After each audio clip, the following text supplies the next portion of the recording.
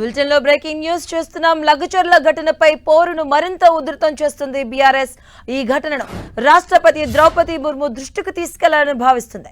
బాధితులు రాష్ట్రపతి తమ గోడు వెళ్లబోసుకునేలా ప్రయత్నాలు చేస్తుంది. ఇక ఇందుకోసం రాష్ట్రపతి ద్రౌపది ముర్ము అపాయింట్మెంట్ కోరింది బీఆర్ఎస్. రాష్ట్రపతి అపాయింట్మెంట్ ఇస్తే లగచర్ల బాధితులను ముర్ము దగ్గరికి తీసుకెళ్లబోతున్నారు బీఆర్ఎస్ నేతలు.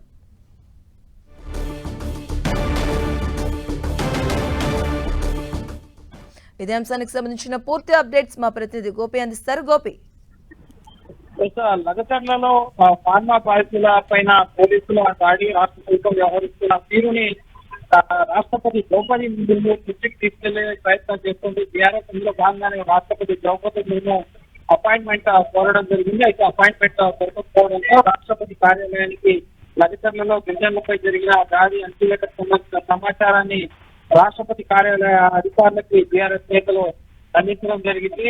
బలవంతపు భూసేకరణ, అలాగే పోలీసుల దాడులు, ఈ అంశాలన్నింటినీ కూడా రాష్ట్రపతి కార్యాలయానికి బీఆర్ఎస్ పార్టీ నేతలు అందజేయడం జరిగింది. ఈ గిరిజన మహిళలు కూడా ఎవరైతే నిన్న మానవ హక్కుల కమిషన్, అలాగే మహిళా కమిషన్, ఎస్సీ ఎస్టీ కమిషన్ కలిశారో వాళ్ళు ఢిల్లీలోనే ఉన్నారు. ఈ మధ్యాహ్నం 2 గంటలకు మరొకసారి మీడియా సమావేశాన్ని నిర్వహించబోతున్నారు. రాష్ట్రపతి అపాయింట్మెంట్ ఇచ్చేంత వరకు కూడా ఢిల్లీలోనే ఉంటాం. రాహుల్ గాంధీ కూడా ఈ ఘటనపై స్పందించాలని చెప్పి నిన్న కేటీఆర్ డిమాండ్ చేయడం జరిగింది. అవసరమైతే రాహుల్ గాంధీ నివాసం ముందు కూడా నిరసన చేసే ఆలోచనలో ఈ లగచర్ల ఫార్మా బాధిత కుటుంబాలు ఉన్నాయి. ఎందుకంటే రాష్ట్రంలో కాంగ్రెస్ పార్టీ అధికారంలో ఉంది, జాతీయ స్థాయిలో కాంగ్రెస్ పార్టీ ఎల్ఓపీగా రాహుల్ గాంధీ ఉన్నారు. గిరిజనులు, వెనుకబడిన వర్గాల గురించి పదే మాట్లాడుతున్నారు. లగచర్ల అంశం గురించి ఎందుకు మాట్లాడడం చెప్పి నిన్న కేటీఆర్ నిలదీయడం జరిగింది. సో లగచర్ల బాధితులు ఈ రోజు రాహుల్ గాంధీ నివాసం అయితే కూడా ఆందోళన చేసే అవకాశం కనిపిస్తుంది.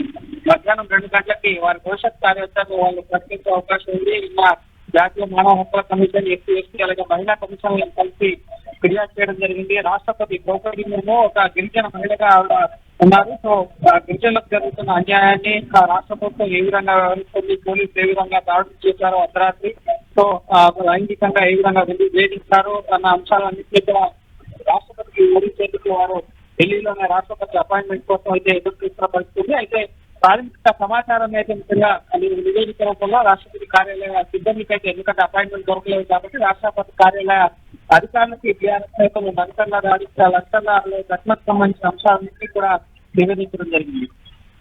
Thank you Gopi.